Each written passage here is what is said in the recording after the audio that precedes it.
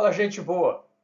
Estamos aqui para retomar as nossas aulas, agora começando com o módulo 3. O módulo 3 tem as aulas de 6 a 14 e ela vai mostrar todos os novos princípios sistêmicos dentro da ideia que é da crise do atomismo ao contextualismo. Na aula 6 nós vamos mostrar exatamente essa dinâmica. O que nós vimos na aula anterior, então, as novas ideias que surgiram a partir das 7 crises e uma noção preliminar de quais foram os 49 princípios, vários princípios tendo surgido dentro de cada uma das novas ideias. E argumentamos em prol de um reequilíbrio de ênfases entre o velho e o novo paradigma, para não abandonarmos o velho paradigma inteiramente, e sim reequilibrarmos onde for adequado o escopo de uso de um e de outro. Nessa aula, nós veremos exatamente o processo dinâmico que leva da crise do atomismo à busca do contextualismo e toda a saga que ocorreu com o surgimento, inclusive, de uma série de novos princípios de ação, orientadores e metodológicos importantes. Então, para nós nos situarmos, nós estamos trabalhando em cima da ideia número 1 do contextualismo, que é uma ideia para sair da crise do atomismo. Dentro da nossa mandala, a gente vai observar que dentro do contextualismo surgem 8 novos princípios. E esses princípios são o princípio sistêmico dos relacionamentos, o princípio sistêmico da inclusão, o princípio sistêmico da energia, o princípio da descontinuidade, o princípio do espaço-tempo não linear, o princípio quântico, o princípio do padrão de organização e o princípio que dá nome à ideia geral, que é o princípio do contextualismo. No quadro de hoje, Consulte o Aurelião, a gente vai saber em detalhes, ou na essência das palavras, o que significa atomismo, que vem de átomo, e contextualismo, que vem de contexto. Então, atomismo. Atomismo é uma doutrina muito antiga. Ela foi inaugurada, ou primeiramente pensada, pelos gregos antigos, um filósofo clássico chamado Leucipo e um outro filósofo clássico chamado Demócrito. E segundo essa abordagem desses filósofos, toda a matéria seria formada por átomos, partículas minúsculas, eternas e indivisíveis, que, se unindo e se separando no espaço por meio das forças mecânicas, determinariam o nascimento, ou seja, a agregação, e a desagregação dos seres e dos objetos. Então, com base nessa ideia atômica, é como se o Criador tivesse criado toda a matéria existente e feito com que ela se agregasse ou desagregasse, esses átomos se agregassem ou desagregassem para formar as coisas mais complexas dentro do universo. Essa palavra átomo, ela vem do grego, justamente átomo, é uma palavra grega, que significa o que não pode ser cortado, o que é indivisível. Por quê?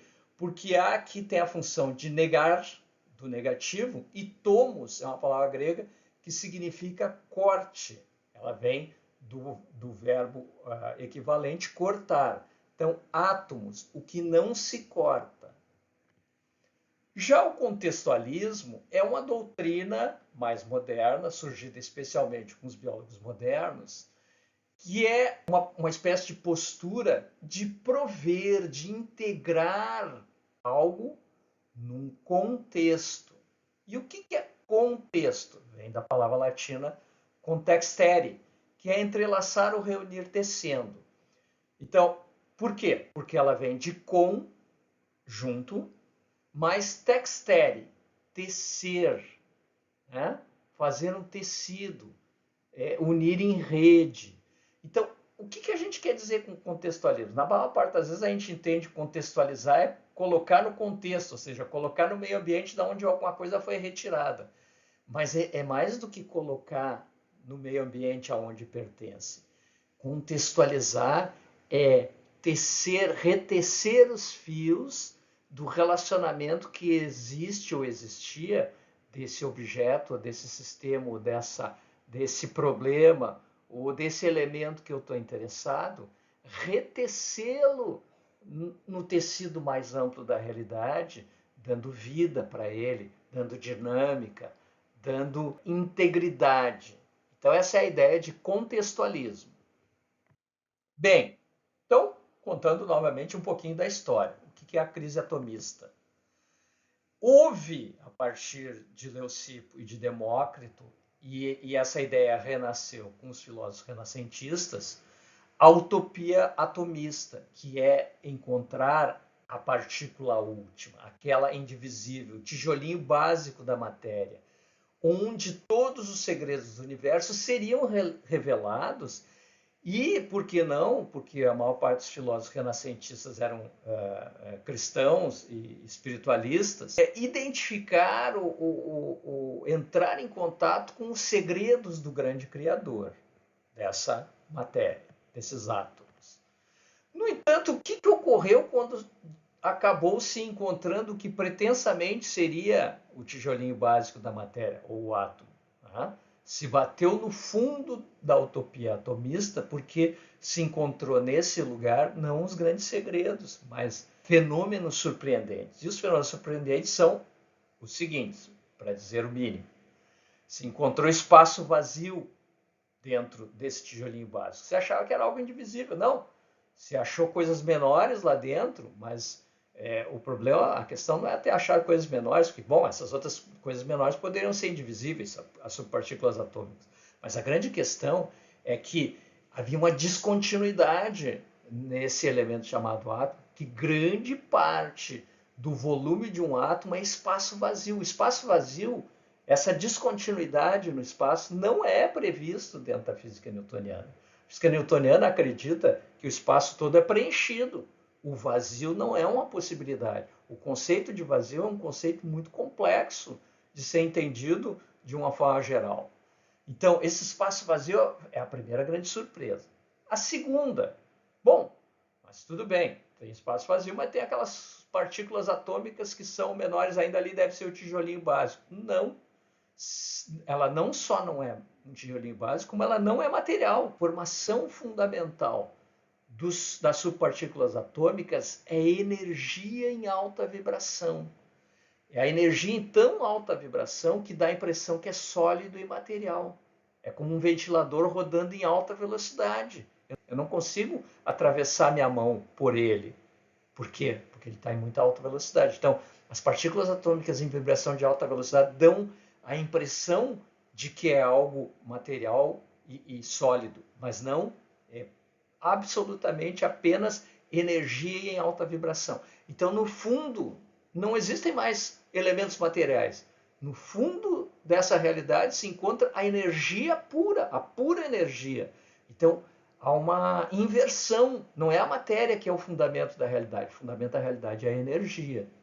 E também, outro fenômeno absolutamente surpreendente dos movimentos das partículas subatômicas, especialmente os movimentos quânticos, que fazem, durante o salto quântico, que a gente vai ver mais adiante no princípio quântico, durante o salto quântico, esse desaparecer de um elétron de uma órbita e o reaparecer em outra é como feixes de energia que se dissolvem e se reintegram em outra órbita, fazendo com que fazendo com que o elétron como que desaparecesse. Só que no meio desse processo de desaparecimento e aparecimento surge novos elementos, surge o fóton, surge a luz. E no entremeio das órbitas dos elétrons surge a criatividade. Existe uma grande criatividade no seio de um átomo. Partículas que se destroem e se criam permanentemente. Então existe um alto nível de criatividade. Então, a matéria do universo ela não está dada desde o início. No seio do universo existe uma grande criatividade. É como a dança de Shiva.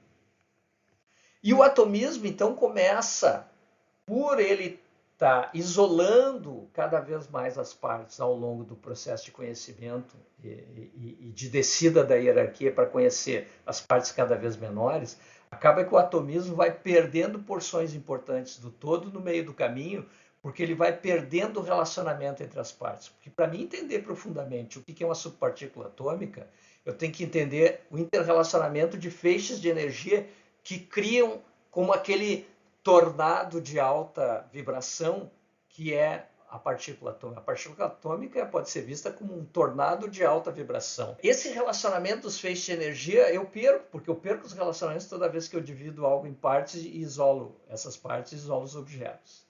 Então, eu começo com essa postura atomista a perder porções importantes do todo.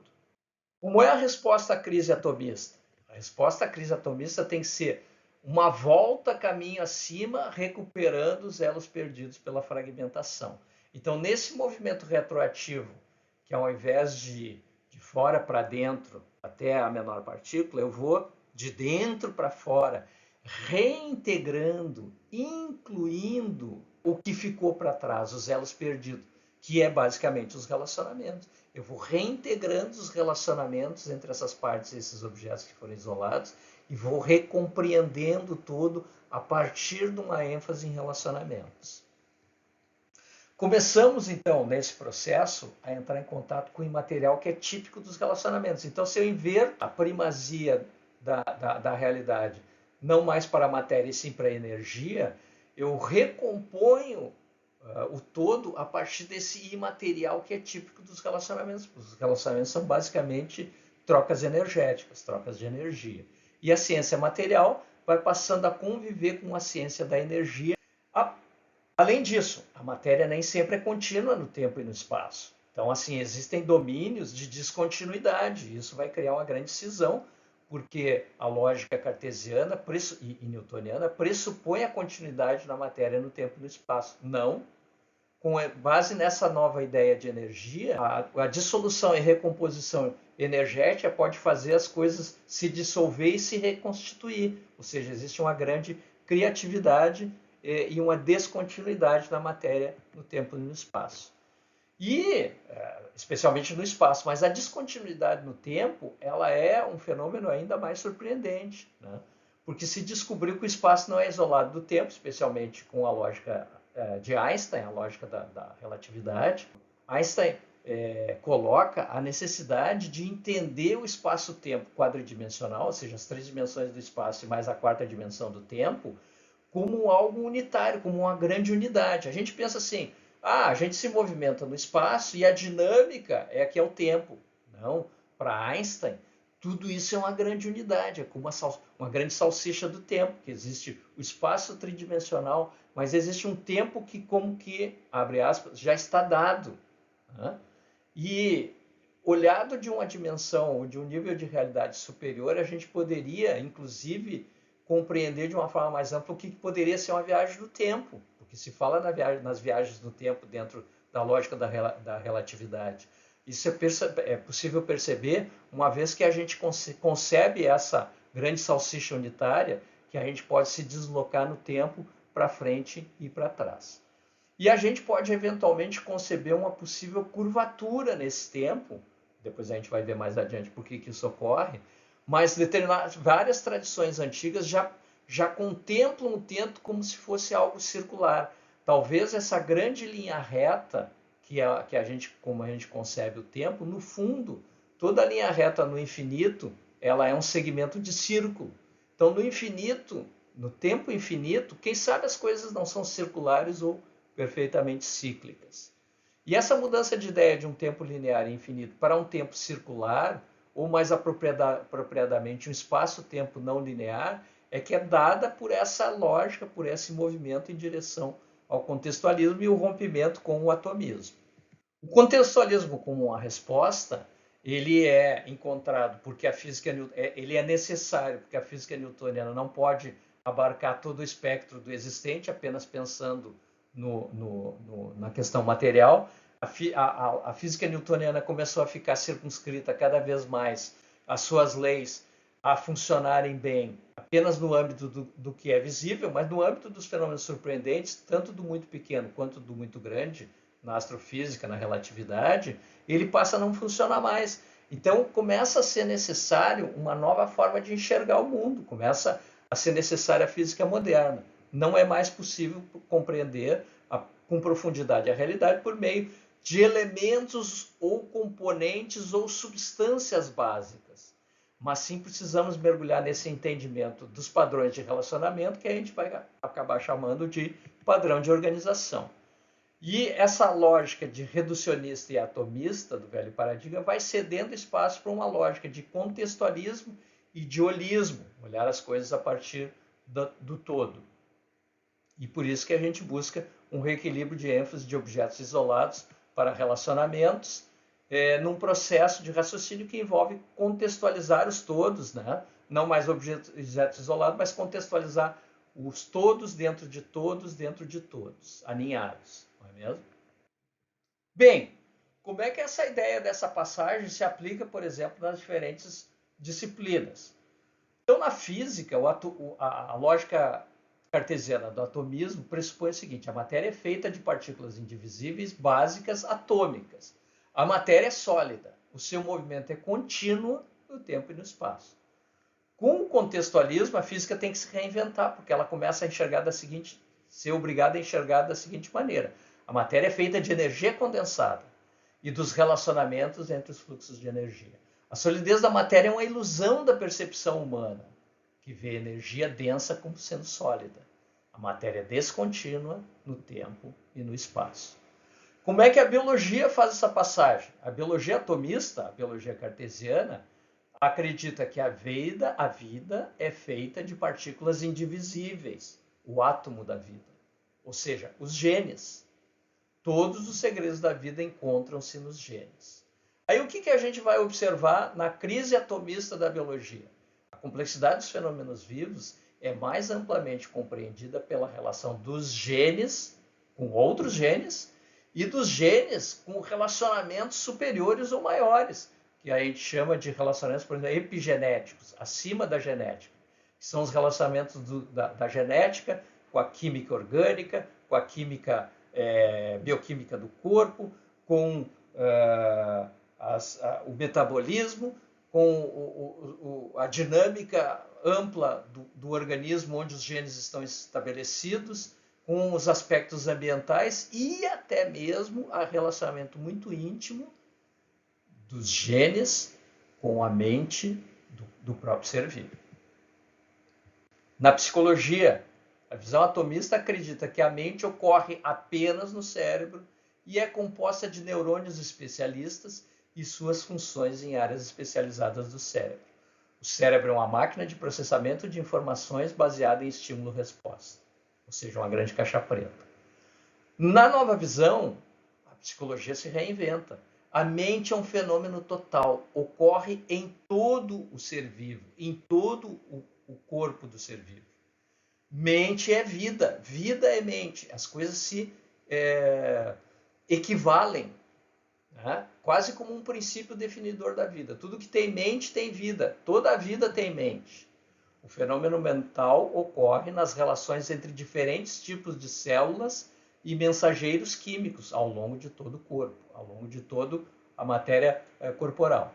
Os complexos psicológicos são padrões de organização de relações entre o corpo, a mente e o ambiente. E na administração?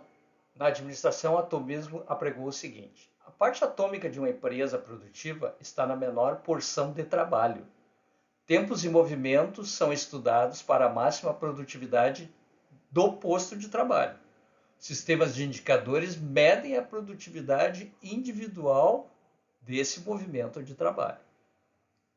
Com o contextualismo, a administração deveria se movimentar para: a produtividade individual depende de fatores relacionais, a relação de pessoas com pessoas, sociais, as relações com a liderança, as relações físicas, ambientais, processuais, ou seja, de processos, e informacionais.